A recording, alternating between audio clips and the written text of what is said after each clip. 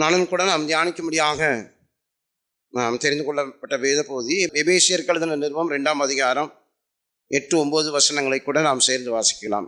கிருபையினாலே விசுவாசத்தை கொண்டு இரட்சிக்கப்பட்டீர்கள். இது உங்களால் உண்டானதல்ல, இது தேவனுடைய ஈவு. ஒருவரும் பெருமை பாராட்டும்படிக்கு இது கிரியினால் உண்டானதல்ல.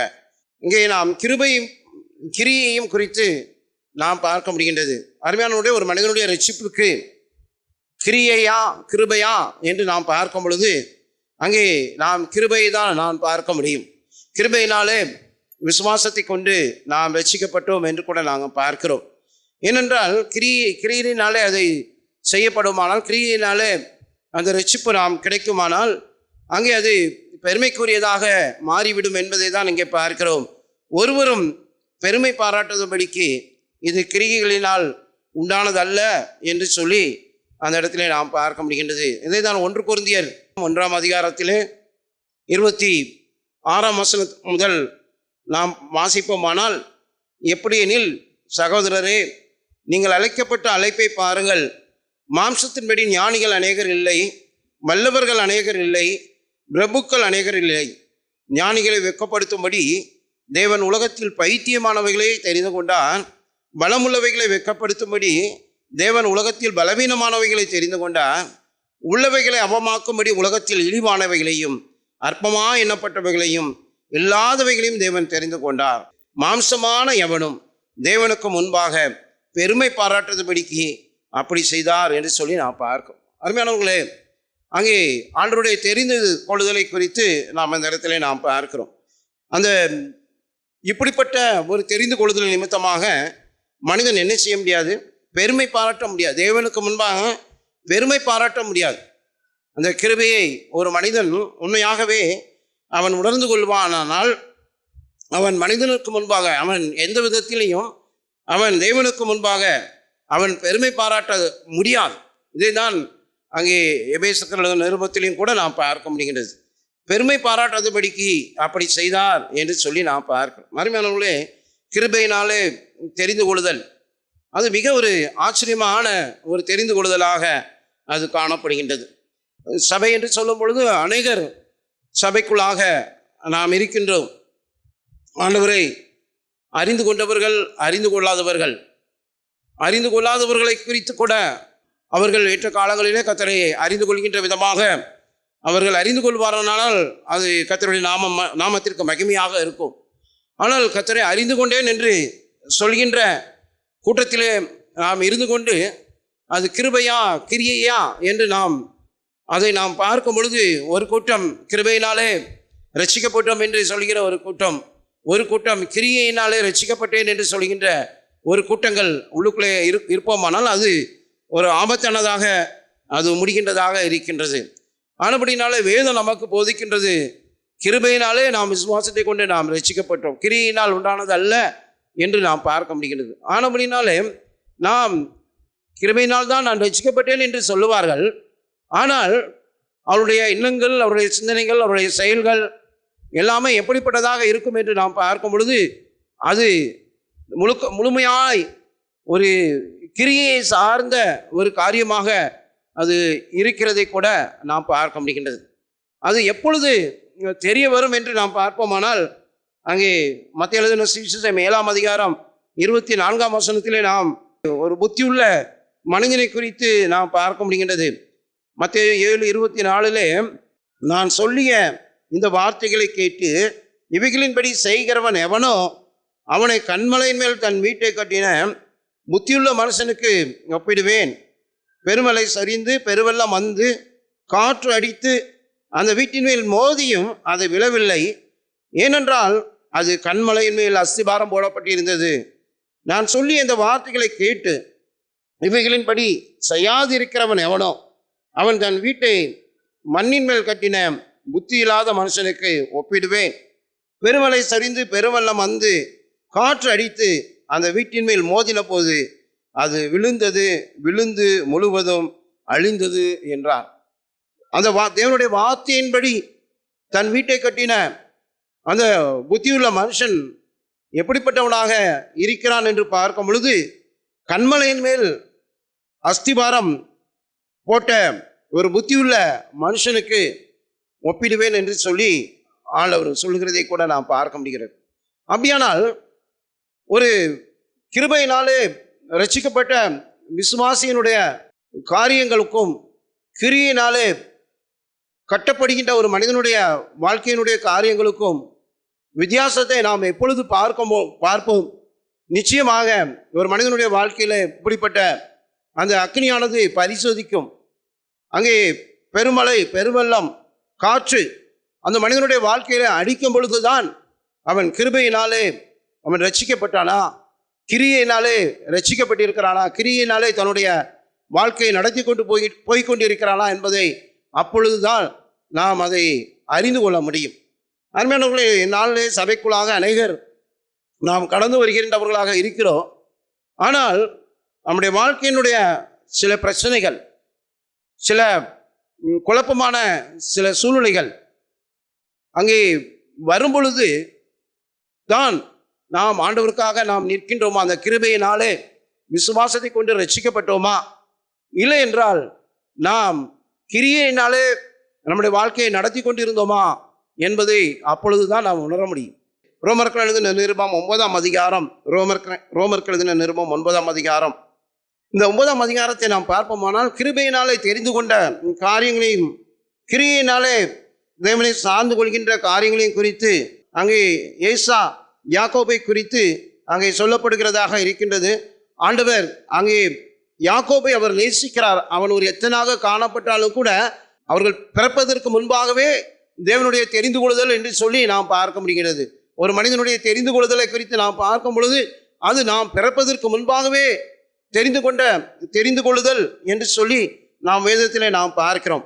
இங்கே 9ஆம் அதிகாரம் 11ஆம் வசனத்திலே வாசிக்கும் பொழுது, பிள்ளைகள் இன்னும் பிறவாமலும் நல்வினை தீவினை ஒன்றும் செய்யாமலும் இருக்கையில் தேவனுடைய தெரிந்து கொள்ளுதலின்படி இருக்கிற அவருடைய தீர்மானம் கிரியைகளினாலே நிலை நிற்காமல் அழைக்கிறவராலே நிலை நிற்கும்படிக்கு மூத்தவன் இளையவனுக்கு ஊழியம் செய்வான் என்று அவளுடனே சொல்லப்பட்டது. இங்கே பார்க்கிறோம் அவருடைய தீர்மானம், ஆண்டவருடைய தெரிந்து கொள்ளுதலினுடைய அந்த அழைப்பை குறித்து நாம் பார்க்கிறோம். அங்கே கிரிகைகளினாலே அது அல்ல, கிரியை செய்வதனாலே அல்ல, அது அழைக்கிறவராலே நிலை நிற்கும்படிக்கு அங்கே மூத்தவன் இளையவனுக்கு ஊழியம் செய்வான் என்று அவளுடனே சொல்லப்பட்டது. 13ஆம் வசனத்திலே வாசிக்கிறோம், அப்படியே யாக்கோபை சிநேகித்து ஏசாவை வெறுத்தேன் என்றும் எழுதியிருக்கிறது. ஆகையால் நாம் என்ன சொல்லுவோம்? தேவனிடத்தில் அநீதி உண்டு என்று சொல்லுவோமோ? சொல்லக்கூடாது. அவர் மோசையை நோக்கி, எவன் மேல் இரக்கமா இருக்க சித்தமா இருப்பேனோ அவன் மேல் இரக்கமா இருப்பேன், எவன் மேல் உருக்கமா இருக்க சித்தமா இருப்பேனோ அவன் மேல் உருக்கமா இருப்பேன் என்றார். ஆகையால் விரும்புகிறவனாலும் அல்ல, ஓடுகிறவனாலும் அல்ல, இறங்கின தேவனாலே ஆம். ஆதலால் எவன் மேல் இரக்கமா இருக்க சித்தமா இருக்கிறாரோ அவன் மேல் இரக்கமா இருக்கிறார், எவனை கடினப்படுத்த சித்தமா இருக்கிறாரோ அவனை கடினப்படுத்துகிறார். பார்வோனை குறித்து சொல்லப்படுகின்ற காரியங்களை குறித்து நாம் பார்க்கிறோம். பார்வோனுடைய இருதயத்தை ஆண்டவர் தான் கடினப்படுத்தினார். ஆண்டவர் அவனுடைய இருதயத்தை அவனும் கடினமாக இருக்கின்றான். மாத்திரமல்ல, ஆண்டவரும் என்ன பண்றான்னா பார்வோனுடைய இருதயத்தை கடினப்படுத்துகிறேன் என்று சொல்லி 17ஆம் வசனத்திலே அவர் சொல்லுகிறதை கூட நாம் பார்க்கிறோம். யாரை அவர் நேசிக்கிறாரோ, யாரிடத்திலே அன்பு கூறுகிறாரோ அங்கே அவர்களுக்கு அவர் இரக்கமுள்ள தேவனாக இருக்கிறதை கூட நாம் பார்க்க முடிகிறது. அருமையானவர்கள், எப்படியாக தேவனுடைய தெரிந்த கொள்ளுதலை குறித்து நாம் பார்க்கும் பொழுது இன்று அநேகருக்கு தேவனுடைய அன்பு அறிவிக்கப்படுகிறது, அநேகருக்கு ஆண்டவருடைய சுவிசேஷங்கள் அறிவிக்கப்படுகின்றது. ஒரு சிலர் அந்த கிருபையை பெற்றுக்கொண்டவர்களாக தேவனுடைய சமூகத்திற்குள்ளாக அவர்கள் வருகிறார்கள், தேவனுடைய மந்தியிலே சேர்க்கப்படுகிறார்கள். ஆனால் ஒரு சிலர் வார்த்தையை கேட்கின்றார்கள், சபைக்குள்ளாக அவர்கள் கொண்டு வரப்படுகிறார்கள். மையான அந்த தேவனுடைய அந்த கிருபையை அவர்கள் பெற்றுக்கொள்ள முடியாதபடி அவர்கள் கடைசி வரைக்கும் ஆனால் சபைக்குள்ளாக வருகிறார்கள், தேவனுடைய வார்த்தைகளை கேட்கின்றார்கள், தேவனுடைய பிள்ளைகளோடு கூட ஐக்கியப்படுகிறார்கள். அது அவர்களுக்கு ஒரு விருப்பமுள்ள ஒரு காரியமாக இருக்கின்றது. அவர்களுக்குள்ளாக ஒரு நம்பிக்கை இருக்கிறது, தேவனுடைய பிள்ளைகளோடு கூட ஐக்கியப்படுகிறார்கள். இதன் மூலமாக அவர்களுக்கு தேவையான சில காரியங்கள் அவருடைய வாழ்க்கையில் நடைபெறுகின்றது, பூர்த்தியாக்கப்படுகின்றது. அவருடைய நினைக்கின்ற காரியங்கள், விருப்பப்பட்ட காரியங்கள் அவருடைய வாழ்க்கையில் நடைபெறுகின்றது. இதன் மூலமாக அவர்கள் அவர்கள் என்ன பண்ணுகிறார்கள், கடைசி வரைக்கும் நம்ம அந்த சபையினுடைய ஐக்கியத்தில் அவர்கள் இணக்கமாக இருக்கிறார்கள், வருகிறார்கள், போகிறார்கள், எல்லாவற்றையும் அவர்கள் செய்கிறார்கள். அவருடைய வாழ்க்கையில் நன்மையான காரியங்கள் நடக்கின்றது. ஆனால் அவர்கள் ரட்சிக்கப்பட்டார்களா, கிருபையினாலே ரட்சிக்கப்பட்டார்களா என்று பார்க்கும் பொழுது அது எப்போ அங்கே தெரிய வரும் என்று பார்க்கும் பொழுதுதான் அங்கே அக்கினி பரிசை, பெருமழை, பெருவெள்ளம், காற்று, வீட்டில் சில அநேக குடும்பங்களில் நடக்கின்ற காரியங்கள் அதுதான். எங்கே எப்போ நடக்கும்னா, நிறைய பிரச்சனை எப்போ நடக்கும்னா, எப்போ அங்கே அந்த அக்கினி பரிசை வெளியே தெரிய வரனா, தான் குடும்பத்தில் பிள்ளைகளுடைய திருமண காரியங்கள் வரும்பொழுது தான் அங்கே இடிக்கும். பிள்ளைகளுடைய காரியங்களை வைத்து வரும்பொழுது தான் இன்றைக்கி நிறைய இடங்களில், நிறைய சபைகளில் நடக்கின்ற காரியம். நாம் கர்த்தருக்காக நாம் எப்படிப்பட்டவர்களாக நின்றோம், உண்மையாகவே நாம் இந்த கிருபையினாலே ரட்சிக்கப்பட்டு அந்த விசுவாசத்தின் நிமித்தமாக கிருபையை பற்றி கொண்டவர்களாக நாம் இருக்கின்றோமா என்பது எப்பொழுது நாம் தெரிய வரும் என்று நாம் பார்க்கும் பொழுது, பிள்ளைகளுடைய திருமண காரியங்கள் வரும் பொழுது தான் அங்கே அது தெரிகின்றதாக இருக்கும். குடும்பங்களில் ஏதாவது ஒரு பிரச்சனைகள், ஒரு இக்கட்டான ஒரு சூழ்நிலைகள் வரும் பொழுது தான் அங்கே அவர்கள் எப்படியாக அந்த கிருபையை பற்றி கொண்டு அவர்கள் நிற்கிறார்கள் என்று சொல்லி நாம் பார்க்க முடியும். அப்பொழுது தான் அங்கே அந்த வெளிச்சம் நமக்கு தெரிய வரும். இது அவர்கள் உண்மையான ஒரு கிறிஸ்துவுக்காக ஓடின ஓட்டமா இல்லாட்டி வேஷமா என்பது அப்பொழுது தான் தெரிய வரும். ஆனால் அவர்கள் சபைக்குள்ளே தான் இருப்பாங்க. ஆண்டவர் அவர்களுடைய நம்பிக்கை நிமித்தமாக, இன்னைக்கு எத்தனையோ மதத்தில் பல நம்பிக்கைகள் இருக்குது, அதே போல் அவர்களும் ஒரு நம்பிக்கையோடு கூட சபைக்குள்ளாக அவர்கள் கடந்து போகின்றவர்களாக, வருகிறவர்களாக, இந்த ஜனங்களோடு கூட ஒரு ஐக்கியம், நல்ல ஒரு சகோதரர்கள், நல்ல ஒரு சகோதரி, அன்பா இருக்கிறாங்க, எனக்காக எதனாலும் செய்வாங்க, இப்படிப்பட்ட ஒரு எண்ணங்கள். ஆனால் உண்மையான அந்த கிருபையினாலே விசுவாசத்தை கொண்டு ரட்சிக்கப்பட்டீர்கள் என்று சொல்லப்பட்ட அந்த காரியம் அவங்களுடைய வாழ்க்கையில் நடைபெறாதபடியினால அங்கே ஒரு இடத்துல வரும்பொழுது அங்கே ஸ்டாப் ஆகும். ஒரு பிரச்சனை வரும்பொழுது தான் நம்ம ஓடி ஓடி ஓடி ஓடி உழைத்து அவர்களுக்காக எடுத்த பிரயாசங்கள், அவர்களுக்காக எடுத்த முயற்சிகள் எல்லாமே அது வீணாய் போகின்றதாக சில நேரம் நினச்சி பார்க்கும்போது ரொம்ப கஷ்டமாக இருக்குது. பல ஆண்டுகள் எடுக்கப்பட்ட பிரயாசங்கள், எத்தனையோ முயற்சிகள், ஒருவர் கிறிஸ்துவுக்களாக அவர்களை வழிநடத்தும் பொழுது அவர்களை கிறிஸ்துவுக்களாக நிலைநிறுத்துவதற்காக எத்தனையோ பிரயாசங்களை எடுக்கிறோம். சரீரப்பரமான உழைப்புகள், பொருளாதார ரீதியான செயல்கள், அவர்களுக்கான ஜபங்கள், முயற்சிகள், பல காரியங்களை எடுத்து அவர்களை எப்படியாவது நாம் கிறிஸ்துவுக்களாக அவர்களை நிலைநிறுத்த வேண்டும் என்று, தேவனுடைய ராஜ்யத்தை கட்ட வேண்டும் என்று சொல்லி பலவிதமான பிரயாசங்களை எடுக்கிறோம். ஆனால் அந்த பிரயாசத்திற்கேற்ற பலனை நாம் பெற்றுக்கொள்ள முடியாமல் போகும் பொழுது அது பின்பாக அவர்களை மாத்திரமல்ல, இன்று ஒரு கூட்டத்தையே அவர்கள் என்ன பண்ணுறாங்கன்னா, கலங்கடிக்கின்ற ஒரு சூழ்நிலைக்கு நேராக நம்பிக்கையை தளர்ந்து போக செய்யும்படியான சில காரியங்களை செய்யும் பொழுது அதனுடைய பலன் என்ன? அப்போ அவர்கள் இவ்வளவு நாள் ஓடின ஓட்டம் என்ன, பட்ட பிரயாசங்கள் என்ன, அது எப்பொழுது நாம் பார்க்க முடியும்? இப்படிப்பட்ட பிள்ளைகளுடைய காரியங்கள், முக்கியமான காரியங்கள், தங்களுடைய திருமண காரியங்கள், பிள்ளைகளுடைய திருமண காரியங்கள், இப்படிப்பட்ட ஒரு சூழ்நிலைகள் வரும் பொழுது தான் அது கண்மலை மேல் கட்டப்பட்ட வீடாக இருக்குமா என்பதை நாம் உணர்ந்து கொள்ள முடியும். அது வரைக்கும் நம்மளோடு கூட ஓடுவாங்க, செய்வாங்க, எல்லாமே பண்ணுவாங்க, ஓடுறாங்க, நல்லா இருக்கிறாங்க, நல்ல விசுவாசி.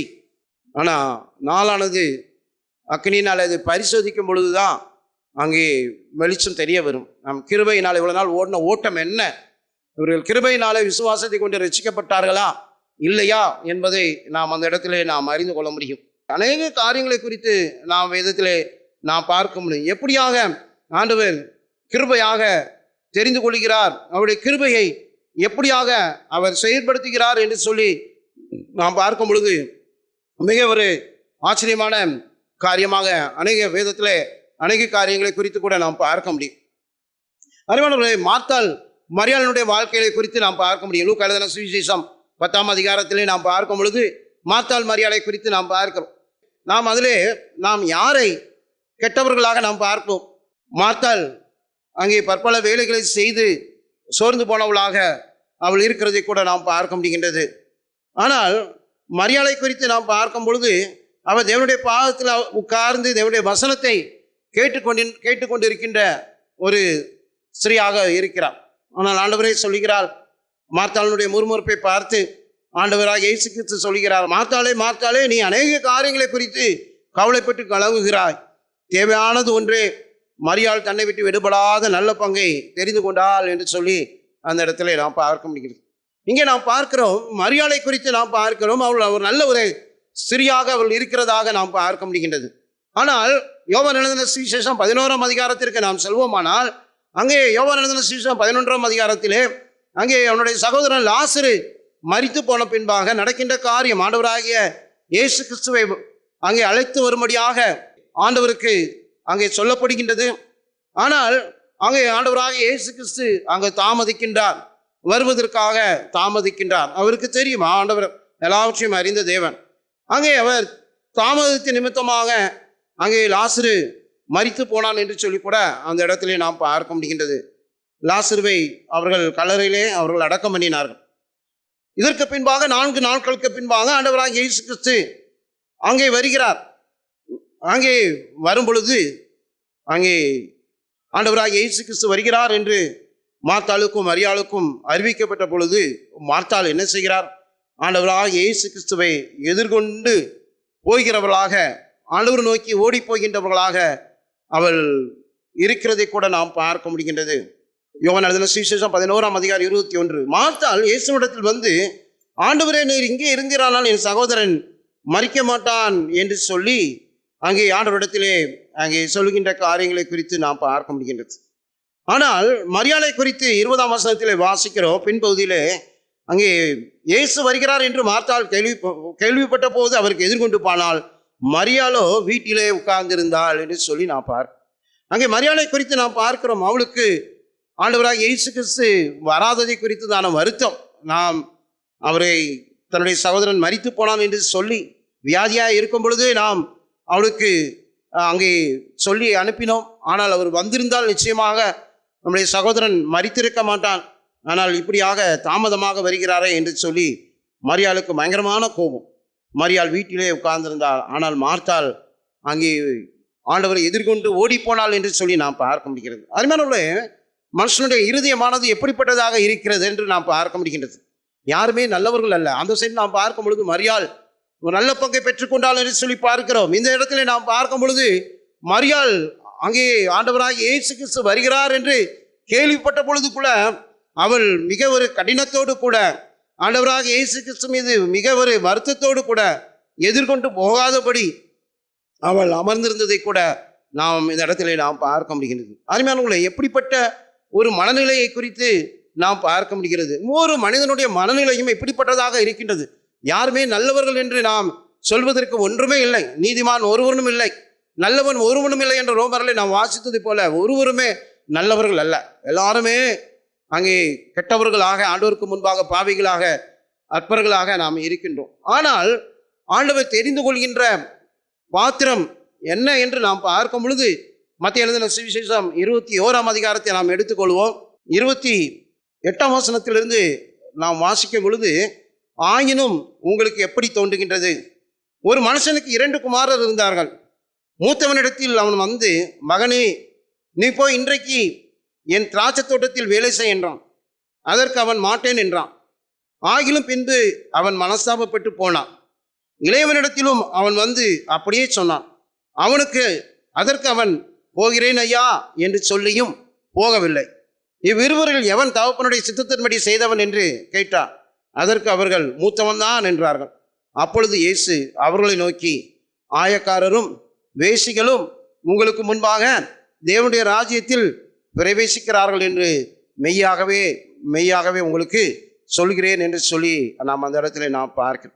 அருமையானவர்களே, இப்படியாக அங்கே 2 குமாரர்களை குறித்து அங்கே சொல்லப்படுகிறதை பார்க்கிறோம். அங்கே ஒருவனுடைய காரியத்தை குறித்து நாம் பார்க்கிறோம். அவன் தன்னுடைய தகப்பனுடைய வார்த்தைக்கு அவன் மாட்டேன் என்றான். ஆனாலும் அவன் பின்பு என்ன செய்கிறான்? மனஸ்தாபப்பட்டு அவன் அந்த காரியத்தை செய்கின்றவனாக இருக்கிறான். ஆனால் ஒரு மனிதனுடைய காரியத்தை குறித்து நாம் பார்க்கிறோம். அவன் போகிறேன் என்று சொல்லிவிட்டு அவன் போகாதபடி அவன் இருக்கிறதை கூட நாம் பார்க்கிறோம். அருமையானவர்களே, இதுதான் கிருபைக்கும் கிரியைக்கும் உரிய வித்தியாசமாக இருக்கின்றது. கிருபை மனஸ்தாபத்தை உண்டாக்கும். அங்கே பார்க்கிறோம், கிருபையானது ஒரு மனிதனுடைய வாழ்க்கையில இருதயத்திலே அது அழுத்திக் கொண்டே இருக்கும், இருதயத்தை குத்தி கொண்டே இருக்கும். தேவனுடைய வார்த்தைக்கு கீழ்ப்படியும் வண்ணமாக, தேவனுடைய வார்த்தைக்கு இணக்கமாய் செயல்படும் வண்ணமாக அது தன்னுடைய இருதயத்தை என்ன செய்யும்? செயல்படுத்தி கொண்டே இருக்கும். அவன் மனஸ்தாபப்படுகிறான். போக மாட்டேன்னு சொன்னான், செய்ய மாட்டேன் என்று சொன்னான். ஆனால் அவன் இப்பொழுது மனஸ்தாபப்பட்டு அவன் அந்த காரியத்தை செய்கிறான். ஆனால் கிரியை எப்படி இருக்குன்னா, அங்கே எல்லாம் அங்கே டாம் டீம்னு எல்லாம் வெளிப்பிரகாரமாக பார்க்கும் பொழுது பக்தி உள்ள ஒரு சகோதரனை போல, பக்தி உள்ள ஒரு சகோதரியை போல அங்கே காணப்படும். ஆனால் அங்கே அவரிடத்திலே இங்கே நாம் பார்க்கிறோம் பெருமை, கிரியை, அதுதான் நாம் பார்க்கிறோம். அங்கே அவர் அப்படியாக அவன் போகிறேன் என்று சொல்லி கூட பின்பாக அவன் போகவில்லை என்று சொல்லி நாம் பார்க்க முடிகிறது. ஆண்டவராகிய இயேசு கிறிஸ்து சொல்கிறார், ஆயக்காரரும் வேசிகளும் அங்கே தேவனுடைய ராஜ்யத்தில் பிரவேசிக்கிறார்கள் என்று சொல்லி. பாருங்க எப்படிப்பட்ட ஒரு காரியமாக இருக்கின்றது. ஆண்டவருடைய தெரிந்து கொள்ளுதலை குறித்து நாம் பார்க்கும் பொழுது அங்கே ஆயக்காரரும் வேசிகளும் தங்களை தாழ்த்தினார்கள். அங்கே அவர்கள் வேசிகள் தங்களை தாழ்த்தினார்கள், ஆயக்காரர்கள் தங்களை தாழ்த்தினார்கள். அவர்கள் தங்களை ஆண்டவருக்கு முன்பாக நீசரும் பாவிகளுமாக அவர்கள் ஆண்டவரிடத்தில் அறிக்கையிட்டார்கள்.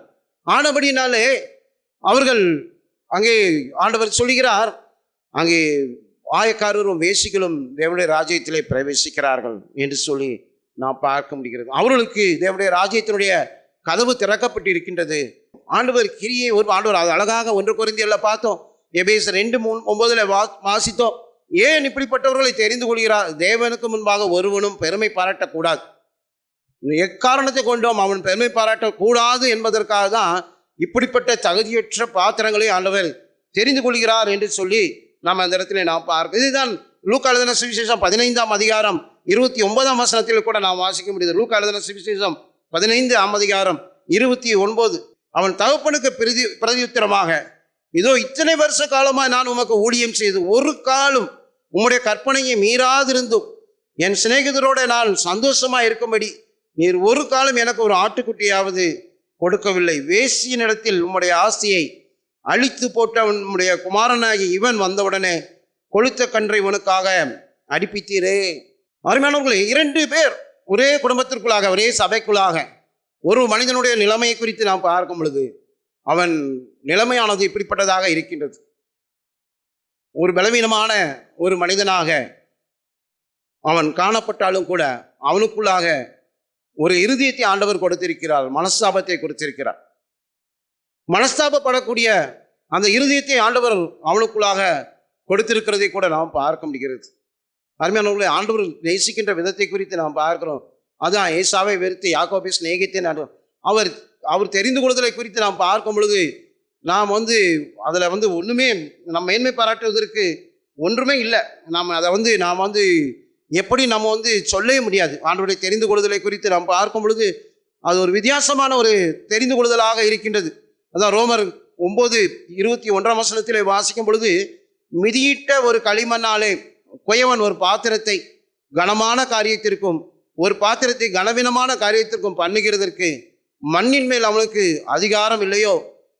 தேவன் தமது கோபத்தை காண்பிக்கவும் தமது வல்லமையை தெரிவிக்கவும் தாம் மகிமைக்காக எத்தனமாக்கின கிருபா பாத்திரங்கள் மேல் தம்முடைய மகிமையின் ஐஸ்வர்யத்தை தெரியப்படுத்தும் சித்தமாய் அழிவுக்கு எத்தனமாக்கப்பட்ட கோபாக்கினை பாத்திரங்களை மேல் மிகவும் நீடிய சாந்தத்தோடு பொறுமையாக இருந்தாரானால் உனக்கென்ன? தேவனுடைய கரத்தில் இருக்கிற ஒரு குயவனுடைய கையிலே களிமண் இருக்கிறது. அவன் அதை எப்படியாக வணைய வேண்டுமோ அப்படியாக வணைவதற்கு அவனுக்கு முழு உரிமை இருக்கின்றது. நீர் ஏன் என்ன இப்படி படைத்தீர் என்று கேட்பதற்கு அங்கே உரிமை இல்லை, எந்த ஒரு உரிமையுமே இல்லை. ஆனபடினாலே இப்படியாக ஒரு மனிதன் தவறு செய்துட்டு அவன் ஆண்டவரே பாவியாக என் மேல் கிருபையாயிரும் என்று சொல்லி அவன் தேவனுடைய இரக்கத்தை தேடும் பொழுது தேவன் அவனுடைய பாவங்களை மன்னிப்பதற்கும் இரக்கத்தை பெற்றுக்கொள்வதற்கும் ஆண்டவர் கிருபையுள்ளவராக இருந்தாரானால் நாம் அந்த இடத்துல நாம் என்ன பண்ண முடியாது. அவர்கள் மீது குற்றஞ்சாட்டுவதற்கோ அவர்களை நாம் தவறாய் எண்ணிக்கொள்வதற்கோ ஒன்றுமே இல்லை. தேவன் தெரிந்து கொள்ளப்பட்ட காரியங்களை குறித்து நாம் பார்ப்போமானால் அப்படியே தான் இருக்குது. யாக்கோபு ஏசாப்பை குறித்து யாக்கோபு அவன் எத்தனாய் காணப்பட்டான். அவன் தகப்பனை ஏமாற்றினான், தன்னுடைய மாமனாரை ஏமாற்றினான், பல காரியங்களை அவன் செய்தாலும் கூட தேவன் அவனை சிநேகித்து நேசித்து அவன் மூலமாக ஒரு சந்ததி உருவாகும்படியாக ஆண்டவர் செய்தார் என்று சொல்லி கூட நாம் பார்க்க முடிகிறது. ஆனபடினாலே அங்கே அவர் சிநேகிக்கின்ற காரியங்களை குறித்து நாம் பார்க்கும் பொழுது வித்தியாசமான ஒரு காரியமாக இருக்கின்றது. லூக்கா எழுதின சுவிசேஷம் 18ஆம் அதிகாரத்திலே அந்த பரிசேயன் ஆயக்காரனுடைய ஜபத்தை குறித்து நாம் பார்க்க முடிகின்றது. அங்கே இவ்வளவாக அவருடைய ஜபம் இருக்கின்றது. ஒருவன் தன்னை தாழ்த்துகிறான், ஒருவன் தன்னை உயர்த்துகிறான். ஆனால் ஆண்டவர் என்ன சொல்கிறார்? தாழ்த்துகின்ற ஒரு மனிதனை பார்த்து அவன் அல்ல இவனே நீதிமானாக்கப்பட்டான் என்று சொல்லி அங்கே அனுப்பப்படுகிறதை கூட நாம் பார்க்க முடியும். அருமையானவர்களே, இந்தியாக தேவனுடைய தெரிந்து கொள்ளுதல் மிக வித்தியாசமாக இருக்கிறதை கூட நாம் பார்க்க முடிகின்றது. முந்தினோர் பிந்தினோராயும் பிந்தினோர் முந்தினோராயும் மாற்றப்படுவார்கள். நாம் அந்த திராட்சை தோட்ட கதையில் நாம் நேற்று கூட அந்த விபிஎஸ்ல திராட்சை தோட்டத்திற்கு எஜமான் வேலைக்கு அனுப்புகின்ற காரியங்களை குறித்து நாம் பார்க்கிறோம். அதிகாலையிலே சென்று திராட்சை தோட்டத்திற்கு வேலைக்காரரை அனுப்புகிறார். 3ஆம் மணி வேலை, 6ஆம் மணி வேலை, 9ஆம் மணி வேலையிலே அதிகாலையிலே அந்த மனிதர்களிடத்திலே போய் ஒரு பணம் கூலி பேசி அவனை தோட்டத்திற்கு அனுப்புகிறார். பின்பாக பிந்தி வந்தவர்களிடத்திலிருந்து முந்தி வந்தவர்களுக்கு கூலி கொடுக்கும் பொழுது, பிந்தி வந்தவர்களுக்கு ஒரு பணம் கூலி கொடுக்கும் பொழுது முந்தி வந்தவர்கள் என்ன செஞ்சாங்க? நமக்கு அதிகமான கூலி கொடுப்பார்கள் என்று நினைத்தார். ஆனால் அவர்களுக்கும் அதே கூலி தான் கொடுக்கப்பட்டது. அப்பொழுது அவர்கள் கேட்டார், நாங்கள் வெயிலில் எவ்வளோ கஷ்டப்பட்டு இருக்கிறோம், வெயில் எவ்வளவாக எங்களை தாக்கி இருக்குது, இப்படிலாம் நாங்கள் கஷ்டப்பட்டோம், ஆனால் நீங்கள் என்ன பண்ணுறீங்க, பிந்தி வந்தவங்களுக்கு எங்களை சமமாக்கினீரே என்று சொல்லி அங்கே கேட்குறாங்க. பிந்தி வந்தவங்களுக்கு எங்களை சமமாக்கினீரே. அங்கே எஜமான் சொல்கிறான், அது என்னுடைய இஷ்டம், என்னுடைய இஷ்டம். இதைதான் நாம் பார்க்கிறோம். தேவனுடைய இஷ்டத்தை குறித்து நாம் பார்க்கும் பொழுது, அதை அவருடைய இருதயத்தை குறித்து நாம் பார்க்கும் பொழுது அது நாம் புரிந்து கொள்ள முடியாது. அழைக்கப்பட்டவர்கள் அநேகர், தெரிந்து கொள்ளப்பட்டவர்கள் சிலர் என்று சொல்லி நாம் பார்க்க முடிகின்றது. ஆனபடினாலே அந்த அழைப்பை குறித்து நாம் பார்க்கும் பொழுது அது ஒரு வித்தியாசமான ஒரு காரியமாக இருக்கின்றது, நம்மளால் புரிந்து கொள்ளாத காரியமாக இருக்கின்றது. ஆனபடினாலே நாம் கிருபையினாலே விசுவாசத்தை கொண்டு நாம் ரட்சிக்கப்பட்டு இருக்கிறோம் என்ற அந்த நிச்சயத்தை உடையவர்களாக, நம்பிக்கை உடையவர்களாக, நம் எந்திரத்திலே உறுதி உடையவர்களாக நாம் காணப்பட வேண்டியது அவசியமாக இருக்கின்றது. நாம் கிரியினாலே நாம் ரட்சிக்கப்பட முடியாது. நாம் ரட்சிக்கப்பட்டோம் என்று சொல்லி, கிருபையினாலே நாம் விசுவாசத்தை கொண்டு ரட்சிக்கப்பட்டோம் என்று சொல்லி நாம் கிரியையை நாம் மேன்மை பாராட்டுவோமானால், நாம் கிரியையை நாம் உரிமை பாராட்டுவோமானால் நிச்சயமாக அது பிரயோஜனமற்றதாக மாறி போகும். நிச்சயமாக ஒரு நாள் பெருமழை, பெருவெள்ளம், காற்று வரும் பொழுது நாம் அங்கே அப்பொழுதுதான் அக்னியானது பரிசோதிக்கும். கிருபை தான் நிற்க முடியும். கிருபையினாலே ரட்சிக்கப்பட்டால் மாத்திரமே நாம் கடைசி வரைக்கும் அவர் விசுவாசத்தை துவக்குவரும் முடிக்கிறவரும் அவர் தான் நம்மை முற்றுமுடிய ரட்சிக்க வல்லவர் என்று சொல்லப்பட்ட பிரகாரமாக அவரால் மாத்திரம்தான் நம்மை கடைசி வரைக்கும் கொண்டு போய் நாம் நிலைநிறுத்த முடியும். நம்முடைய பலத்தினால் நாம் நிற்போமானால் நிச்சயமாக நாம் தோற்று போகின்றவர்களாக இருப்போம். நீங்கள் அநேக கிறிஸ்தவ வாழ்க்கையானது எமோஷன் உணர்ச்சி நிறைந்த ஒரு கிறிஸ்தவ வாழ்க்கையாக இருக்கின்றது. அருமையானவர்களே, நம்முடைய கிறிஸ்தவ வாழ்க்கையானது அப்படிப்பட்ட உணர்வு தன்மை உள்ள ஒரு கிறிஸ்தவ வாழ்க்கை அல்ல. எந்த ஒரு காரியமாக இருந்தாலும் சரி, நம்முடைய ரட்சிப்பு எடுத்தீங்கன்னா நம்முடைய ரட்சிப்பு நம்முடைய வாழ்க்கையில் நடக்கிறதே தெரியாது. நம்முடைய வாழ்க்கையில் ஒரு மாற்றம், நம்ம பாவியாக இருப்போம், மோசமானவனாக இருப்போம், பொய் சொல்கின்றவனாக இருப்பேன், தவறான காரியங்களை செய்கின்றவனாக இருப்பேன். இந்த காரியம் ஆண்டவராய் இயேசு கிறிஸ்துவினுடைய வார்த்தை சுவிசேஷம் நமக்குள்ளாக வரும்பொழுது அது நமக்குள்ளாக கிரியை செய்து யாருக்காவது தெரியுமா? ஒருத்தருக்குமே தெரியாது. நமக்கு மாத்திரம்தான் தெரியும். நம்முடைய வாழ்க்கையில் ஒரு மாற்றங்கள் ஏற்படுகிறது நமக்கு மாத்திரம்தான் தெரியும்.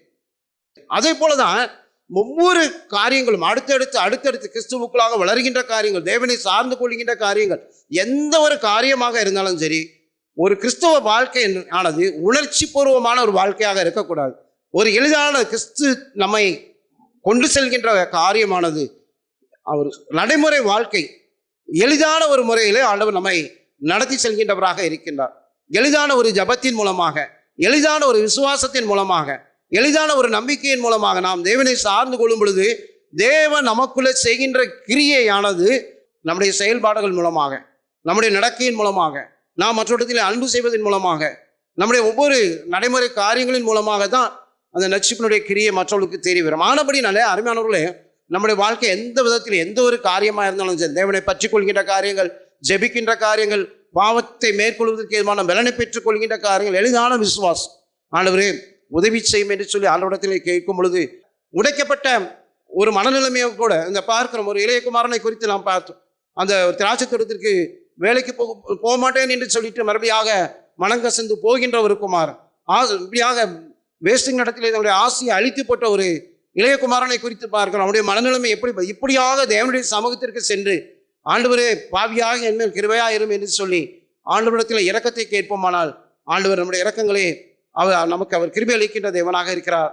அவருடைய வழியிலே நம்மை அழகாக எளிதான முறையிலே அவரை நடத்தி கொண்டு செல்கின்ற தேவனாக இருக்கின்றார். ஒரு தகப்பனும் பிள்ளைகளும் நடந்து போகும்போது கூட அந்த சின்ன பிள்ளை தகப்பனார் கையை பிடிச்சிக்கிட்டு நடந்து போகும் பொழுது அங்கே அநேக நேரங்களில் அவன் என்ன பண்ணுறா, அந்த தட்டி போகும் பொழுது கால் தட்டி ஸ்லிப் ஆகி கீழே விழுந்துடுறாப்புல. அப்போ அவங்க தகப்பனார்கிட்ட சொல்கிறான், அப்பா நான் உங்கள் கையை பிடிச்சிருக்கிறனால தான் நான் கீழே விழுந்துடுறேன், அதனால் நீங்கள் என் கையை பிடிச்சிக்காங்க, நான் கீழே விழ மாட்டேன் ஆரம்பிச்சு. உடனே சரிம்மான்னு சொல்லி தகப்பனார் அவனுடைய கையை பிடிச்சிக்கிறார். அப்பொழுதும் அந்த பெண்ணை என்ன செய்கிறா, தவறி கீழே விழுந்து எந்திரிச்சு போகக்கூடிய ஒரு சூழ்நிலை. அருமையானவர்களே, தேவன் நம்முடைய கரத்தை பிடித்திருக்கிறார். அவர் நம்முடைய கரத்தை பிடித்திருக்கிறார். மனுஷனுடைய கரத்தை நாம் பிடிப்பதனால் எந்த ஒரு பலனும் அல்ல. ஆனபடினாலே தேவனுடைய கரத்தை நாம் பிடிக்க வேண்டும் என்பதை காட்டிலும் தேவன் நம்முடைய கரத்தை பிடித்திருக்கிறார். தேவனுக்கு நம்முடைய வாழ்க்கையை எப்பொழுது நாம் ஒப்பு கொடுத்துருமோ அப்பொழுது தேவன் நம்முடைய கரத்தை கட்டியாக பிடித்திருக்கிறார். அவர் வலுவாதபடி நம்மை காக்கிற தேவன் என்று சொல்லி வேதத்தில் நாம் பார்க்க முடிகிறது. அப்படிப்பட்ட ஒரு நம்பிக்கையோடு கூட காணப்பட வேண்டியது அவசியமாக இருக்கின்றது. நாம் எப்பொழுதும் தேவன் என்னை பிடித்திருக்கிறார், தேவனோடு கூட இருக்கிறார், தேவன் எனக்கு முன்பாக செல்கிறார், நான் தேவனை சார்ந்திருக்கிறேன், அப்படிப்பட்ட ஒரு நம்பிக்கையோடு கூட நாம் கடந்து செல்ல வேண்டியது அவசியமாக இருக்குது. இதுதான் கிருபையினுடைய தன்மையாக இருக்கின்றது, கிருபையினுடைய விசுவாசமாக இருக்கிறதை கூட நாம் பார்க்க முடிகிறது. அருமையானவர்களே, வேதத்தை நாம் எடுத்து பார்ப்போமானால் அங்கே ரொம்ப ஒரு வித்தியாசமான காரியங்கள். தேவன் இரக்கமுள்ள தேவனாக இருக்கிறார். கிருபையினாலே விசுவாசத்தை கொண்டு ரட்சிக்கப்பட்டீர்கள், இது கிரியினால் உண்டானல்ல. அருமையானவர்களே, நாமும் கூட நம்முடைய வாழ்க்கையில் நாம் இப்படிப்பட்ட காரியங்கள் எல்லாம் பார்ப்போம். நம்ம வாழ்க்கையில் நாம் அங்கே மனஸ்தாபப்பட்டு அதுதான் தேவனுக்கு தேவையாக இருக்குது. ஆண்டவரே, குறைவுள்ளவர்கள், தவறு உள்ளவர்கள், பலவீனர்கள் என்று சொல்லி நாம் ஆண்டவரிடத்திலே நம்ம ஒப்பு கொடுக்கும் பொழுது இதுதான் கிருபை. நாம் அங்கே அவரோடு கூட நாம் ஒட்டப்பட்டு இருக்கிறோம் என்று சொல்லி பார்க்கிறோம். நானே மெய்யான திராட்சை செடி. நாம் ஆண்டவராக இயேசு கிறிஸ்துவோடு கூட நாம் ஒட்டப்பட்டு இருக்கிறோம். என்ன பாருங்க, ஒட்டுக்கனி சொல்லுவாங்க, ஒட்டுக்கனி, ஒட்டு மரம். அதாவது சில நல்ல கனி கொடுக்கின்ற ஒரு நல்ல காய், நல்ல பெரிய காயாக காய்க்கும், ஆனால் ருசியே இருக்காது. பெரிய காயாக காய்க்கும், ஆனால் ருசியே இருக்காது. அப்போ இந்த ருசி இல்லாத கனி என்னத்துக்கு பிரயோஜனம் இல்லை. அப்போ என்ன பண்ணுவாங்கன்னா, ஒட்டு மரம் என்ன பண்ணுவாங்கன்னா, இன்னொரு நல்ல ஒரு ருசி உள்ள ஒரு மரத்தினுடைய அந்த மரக்கிளையை அவங்க வெட்டி என்ன பண்ணுவாங்கன்னா, இந்த ருசி இல்லாத அந்த கிளையோடு கூட அவங்க என்ன பண்ணுவாங்க, இணைத்து ஒட்டுக்கனியை உருவாக்குவாங்க. அப்போ என்ன செய்யும், காய் பெருசாக இருக்கும், பழமும் ருசியாக இருக்கும். இது ஒட்டுக்கனியினுடைய ஒரு காரியம். சரி, இப்போ என்ன நடக்குது அப்படின்னா, கீழே இப்போ ஃபஸ்ட்டு கீழே ஒரு ருசி இல்லாத ஒரு மரத்தினுடைய தண்டு தான் இருக்குது. பெரிய காயை காய்க்கும், ஆனால் ருசி இருக்காது. அந்த தண்டு தான் கீழே இருக்குது. அதுக்கு மேலே தான் ருசியில் ஒரு கனியினுடைய தண்டை ஒட்ட வச்சிருக்கிறாங்க. அந்த தண்டிலிருந்து வளர்றது எல்லாமே எப்படி இருக்கும், ருசி உள்ளதா, பெரிய கனியாக இருக்கும். கீழே உள்ள தண்டிலிருந்து கிளை வருமா வராதான், நீங்கள் தான் சொல்லணும். கீழே உள்ள தண்டிலிருந்து கிளை வருமா வராதான். ரெண்டு தண்டு, அதாவது ஒரு தண்டு இது ருசி இல்லாத, பழம் பெருசு ஆனால் ருசி இல்லை, அதுக்கு மேலே நல்ல ருசியில் ஒரு கனி தண்டை வச்சிருக்கிறாங்க. இப்போ இதுல இருந்து வர்றது பெரிய காயாக காய்க்கும், ருசியாக இருக்கும். கீழே இருந்தும் என்ன செய்யும், கிளை வரும். கீழே இருந்து கிளை வரும். கீழே வருமா வராதா. ஒரு ரோஸ் செடி எடுத்துக்கிட்டிங்கன்னா கீழே இருந்து முளைச்சி வரும், அடியிலேருந்து வரும், தூர்லேருந்து வரும்.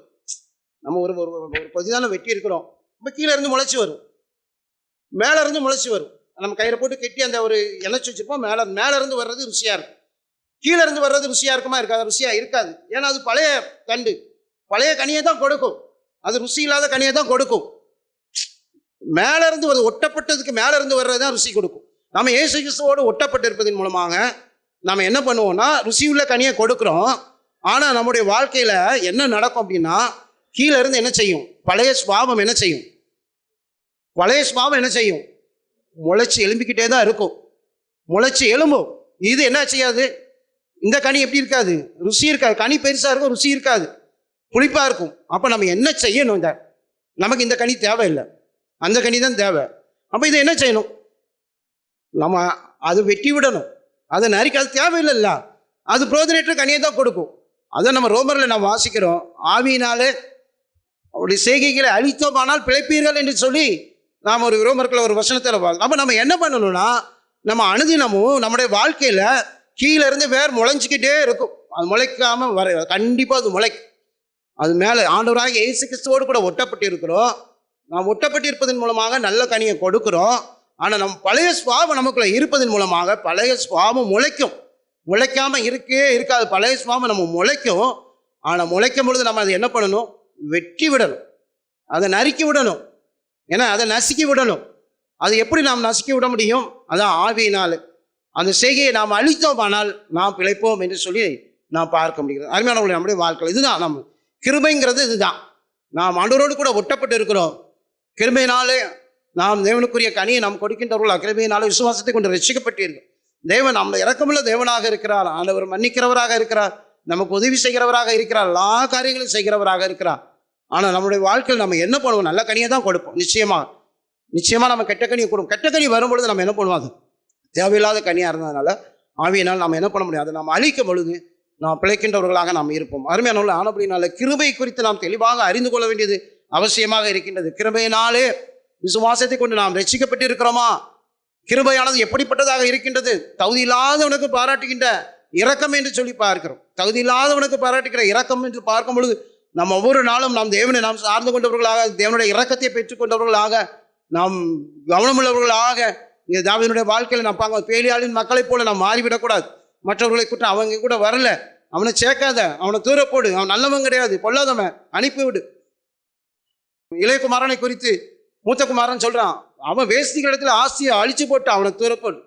தகப்பன் சொல்றான், அவனை தகப்பன் இரக்கம் வைத்து அவன் காணாமல் போனால் திரும்பி வந்தான்னு சொல்லி சேர்த்து கொள்கின்றதை கூட நாம் பார்க்கிறோம்.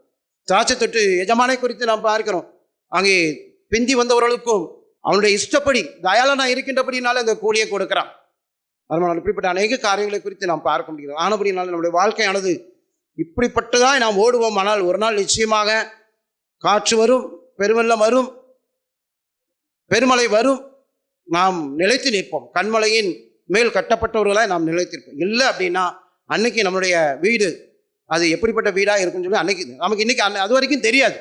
வீட்டில் பிரச்சனைன்னு வரும்பொழுது தான் வரும். அவங்க கடைசியில் என்ன பண்ணுவாங்க? டக்குன்னு சபையை உடனே எடுத்த சபைனா என்னன்னே அவங்களுக்கு அது வரைக்கும் தெரிஞ்சிருக்காது. சபை அப்படின்னா சபை எதற்காக செயல்படுங்கிறத தெரியணும். ஒரு கிறிஸ்துவுக்களாக ஒரு மனிதனை ஊன்ற கட்டுவதற்காக தான் சபை நிற்கும். போலீஸ் ஸ்டேஷனில் போய் ஒருத்தன் அகப்பட்டு கிடக்கிறான், ஜாமீன் எடுக்கணும், வாங்க ரேஷன் கார்டு கொடுங்க அப்படின்னு கேட்டால் கொடுப்பீங்களா? யாராவது ஜாமீன் போடுங்க, சபையில் வந்தவர் மாட்டிக்கிட்டாரு, ஒரு பிரச்சனையாகி மாட்டிக்கிட்டாரு, ரேஷன் கார்டு கொடுங்க, ஜாமீன் எடுக்கணும், கொடுப்பீங்களா? யாராவது கொடுப்பீங்களா? சபை இதுக்கு இருக்கா? ஜாமீன் எடுக்கிறதுக்காக இருக்கிறோம். சுவிசேஷத்தை சொல்லி மாட்டினா ஜாமீன் எடுத்துடலாம். சுவிசேஷத்தை சொல்லி பிடிச்சிட்டு போய் அரெஸ்ட் பண்ணி போய் உள்ளே போட்டிருந்தாங்கன்னா அதுக்கு எடுக்கலாம், அதை பற்றி பிரச்சனை இல்லை. அப்போ இப்படிப்பட்ட தேவையில்லாத காரியங்களை, ஏதாவது ஆண்டவருக்கு பிரியமில்லாத காரியங்களை செய்துட்டு சபை வரலை அப்படின்னா எப்படி சில காரியங்கள் சொல்கிறேன். அப்போ நம்ம இதில் அப்போ அவங்க எப்படி வளர்ந்துருக்கிறாங்க, என்ன கற்றுக்கொண்டிருக்கிறாங்க, இதுதான் நம்ம இதில் நம்ம தெரிய வேண்டிய காரியம். அவங்க கிறிஸ்துவுக்காக அவங்க என்ன இவ்வளோ நாள் அவங்க ஓடின ஓட்டம் என்ன அப்படிங்கிறத ஜனங்களை குறித்து நாம் பார்க்க வேண்டியது அவசியமாக இருக்குது. அதனால் ரொம்ப கவனமாக இருக்க வேண்டியது. கிருபையினால் நாம் ஓடுனா சரியானபடி ஓட்டத்தை ஓடி முடிப்போம். கிரியினால ஓடுனோம்னா என்னைக்காவது ஒரு நாள் வெளிப்படும், மாட்டிக்கிடுவோம். ஆனபடினால நம்முடைய வாழ்க்கையில் நாம் தேவனை நாம் சார்ந்து கொள்ளுமானால், நாம் தேவனுடைய சபை கிறிஸ்துவின் சரீரம், கிறிஸ்து அதுக்கு தலையாக இருக்கிறார். நாம் சபையை நாம் குற்றம் சாட்டினோம்னா கிறிஸ்துவை குற்றம் சாட்டிக்கிறோம். ஆண்டவர் எனக்கு ஒன்றுமே செய்யலை, என்னுடைய வாழ்க்கையில் ஒன்றுமே செய்யலை, ஆண்டவர் எனக்கு ஒரு மாறா கசப்பானதை கட்டளையிட்டு சொன்ன மாதிரி ஒன்றுமே செய்யலை, ஆண்டவர் ஒன்றுமே செய்யலை அப்படின்ட்டு சொல்கிறது தான் காரியமாக இருக்கின்றது. அருமையானவர்களே, இந்த வேளையிலும் கூட நாம் கூட கவனம் உள்ளவர்களாக இருப்போம், எச்சரிக்கை உள்ளவர்களாக இருப்போம். கிருபையை பற்றி கொண்டவர்களாக நாம் காணப்படும். கிருபை எவ்வளவு மேலானது என்று கூட நாம் பார்ப்போம். அவனுடைய கிருபையானது, அவனுடைய தெரிந்து கொள்ளுதலானது வித்தியாசமான ஒரு காரியம். கர்த்தர் தாமே நமக்கு உதவி செய்வாராக.